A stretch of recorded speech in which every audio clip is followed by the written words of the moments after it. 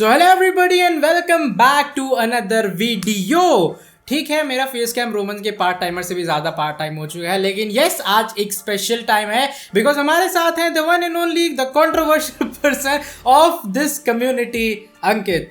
ऐसा इंट्रोडक्शन तुम्हें मिलेगा नहीं कहीं भाई। ये डिफेम करने वाली बात हो रही है गैस यहाँ पे, और कुछ नहीं है। अच्छे खासी इमेज को यहाँ पे डिफेम किया जा रहा है। ये हमेशा ऐसा ही करता है, इसलिए कंट्रोवर्सी होती है। क्यों करते हो ऐसा है? बाकी गैस ये पार्ट 2 है, अगर आपको नहीं मालूम। पार्ट 1 ऑलरेडी मेरे चैनल पे आ चुकी है, सेल्फ प्रमोशन, जाके चेकआउट कर लेना। क्या मतलब? तो सेल्फ प्रमोट कर रहा है जानबूझ के? व्यूज चाहिए? हाँ भाई, शुरू करते हैं फिर। चल ठीक है, शुरू करते हैं इस वाले के होने के अगले पार्ट को। बिकॉज जो पहला क्वेश्चन है वो इस बार बोखीतर नवाब की तरफ से आया सामने। सॉरी अगर नाम गलत ले गया। एक बात बताओ, रेसलमेनिया में किसका मैच होने वाला है?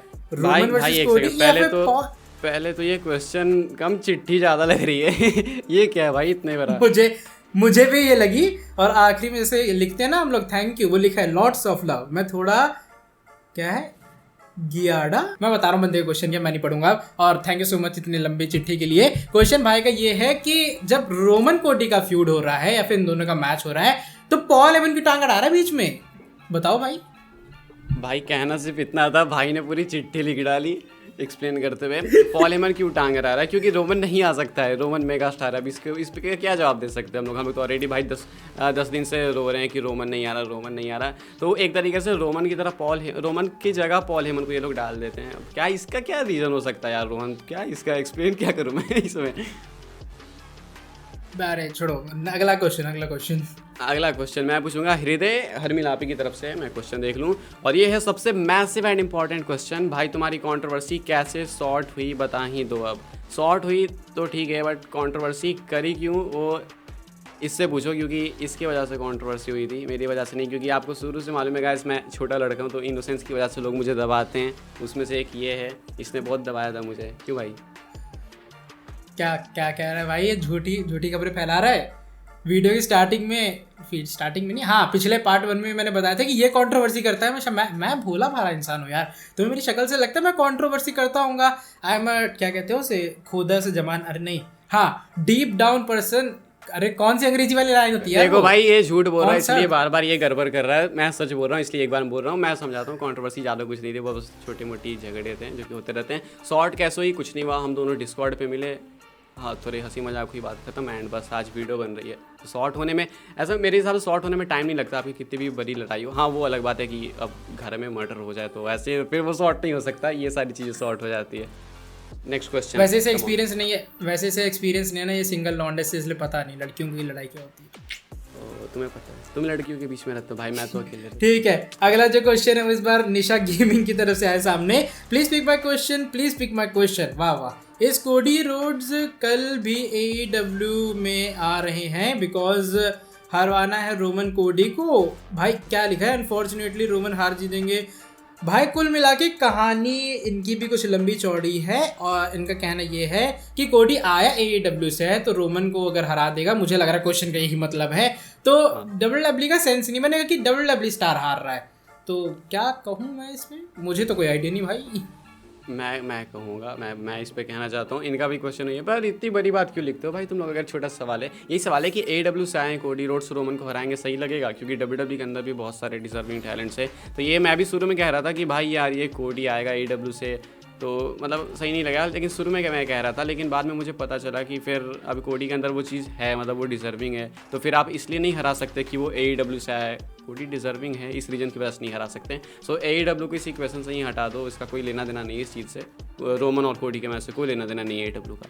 अगला सवाल है किसका है भाई? अगला सवाल है इंग्लिश मूवीज़ का। ओ भैया, इनका सवाल है, ब्रो क्या रैंडी ऑर्टन सरप्राइज अपोनेंट हो सकता है बॉबी लैस्ली का?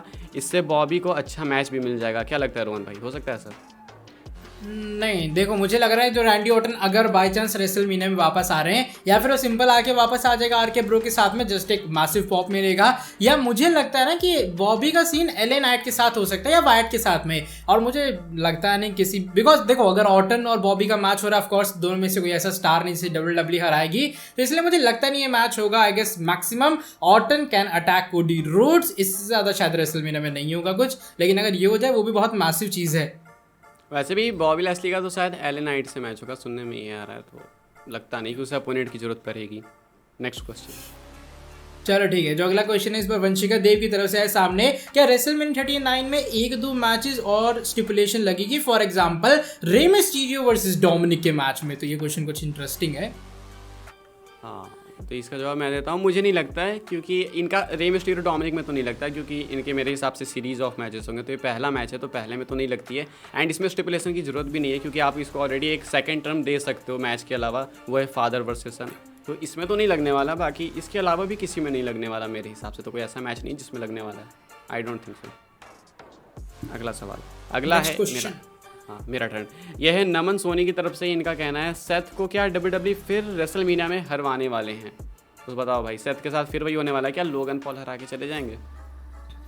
तो देखो सैड बट ऑनेस्ट, मुझे लगता नहीं वैसे हारेंगे सेथ रॉलिंस, लेकिन फिर भी पता नहीं क्यों एक हो गया है ना कि दिमाग में बन गया कि सेथ रॉलिंस को लोग हरवा देते हैं। लोगन पॉल पिछले मैच में भी हारा था रोमन के खिलाफ, तो शायद हराएंगे तो नहीं, लेकिन फिर भी मुझे लग रहा है फाइनली जो स्ट्रीक व्रीक का सिलसिला है वो टूटेगा। सेथ रॉलिंस रेसलमेनिया के अंदर जीतेंगे, और उम्मीद तो मेरी यही रहेगी कि डब्ल्यूडब्ल्यू थोड़ा एक्स्ट्रा दिमाग चला के लोगन पॉल को ना जितवा दे। हाँ, वैसे बैटिंग ऑर्ड्स में रॉलिंस ही फेवरेट है, लेकिन फिर यही बात आ जाती है कि लास्ट मैच हार चुके हैं लोगन पॉल, तो ये डर है भाई कि ये वाला जीतेंगे। नेक्स्ट क्वेश्चन रोहन भाई।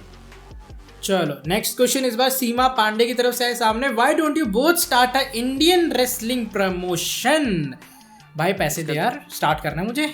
इसका जवाब मुझे देना पड़ेगा क्या? तुम ही कोई भी दे दो। मेरे बस की नहीं है भाई ये। इसका जवाब सिर्फ एक बंदा दे सकता है। आगे बढ़ते हैं गाइस, अगला क्वेश्चन है।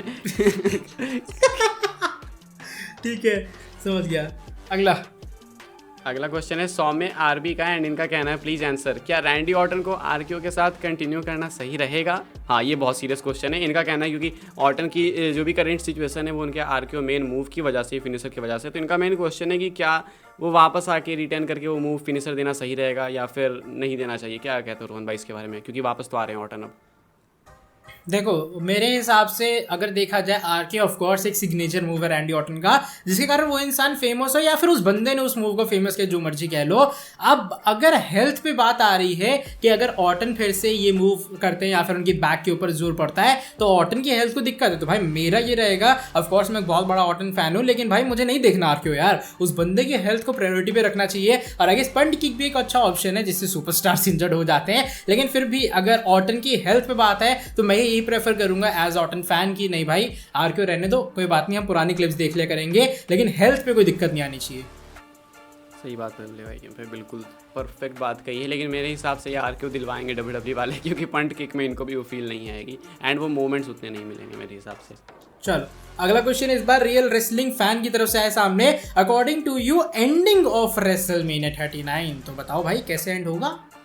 देखो, पहली तो जो मैं चाहता हूँ और दूसरी मुझे जो लगती है वो मैं बताता हूँ। मैं चाहता हूँ कि रोमन रिटेन करे, रॉक आ जाए, ये मैं चाहता हूँ, ठीक है। एंडिंग हो क्या सकती है जो मुझे लगता है कि ज़्यादा लॉजिकल है, वो ये है कि Roman I think clear pin करेंगे कोडी को और चले जाएंगे, तो ये डिसअपॉइंट हो गए होंगे काफ़ी लोग, हाइप खत्म हो गई होगी इस स्टेटमेंट से, लेकिन ये लॉजिकल मुझे लगता है। कोई रैंडी ऑर्टन अटैक नहीं होगा? मुझे नहीं लगता भाई, हालांकि इसको लेके क्वेश्चन है Q&A में, मुझे लगता है। अगला क्वेश्चन है नवजोत सिंह की तरफ से। इनका कहना है ब्रो विमेंस डिवीजन में बहुत ज़्यादा मैचेस हैं रेसलमेनिया में, वो बोरिंग से मैचेस हैं, सिर्फ रिप्ली वर्सेस सार्लेट के लिए एक्साइटेड हूँ। 6 पेमेंट टैग टीम मैच बहुत लेंदी मैच होगा।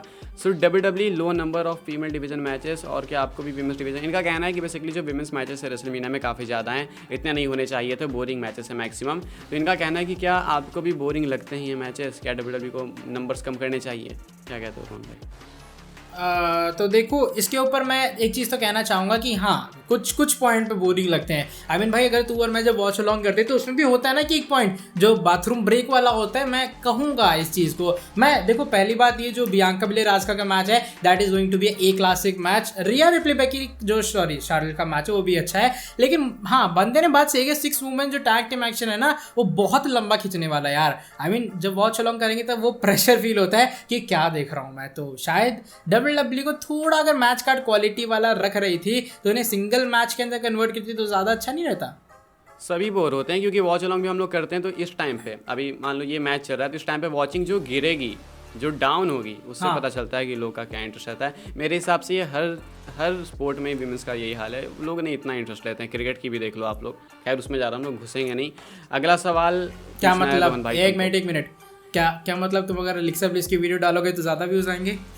तुमको। भाई अब वो तो अपनी इंडिया, अब क्या बोल सकते हैं इसमें, क्या मतलब कि तुम चलो भी ठीक देखते हो है, अगला वीडियोस। क्वेश्चन अगला क्वेश्चन मनवीर सिंह की तरफ से है सामने। Don't you think Cena need to focus on his career as we all knew that WWE इज ruining in his legacy by putting over young talents, it is a business। हाँ देखो ठीक है, कुल मिला के भाई का कहना ये है कि देखो सीन क्या बन रहा है कि सीना लगातार हार रहे हैं, तो सीना को अपने करियर पे फोकस करना चाहिए WWE के, बिकॉज WWE उनका करियर खराब कर रही है और अल्टीमेटली जो रिक फ्लेयर वगैरह का रिकॉर्ड है वो भी तोड़ना चाहिए।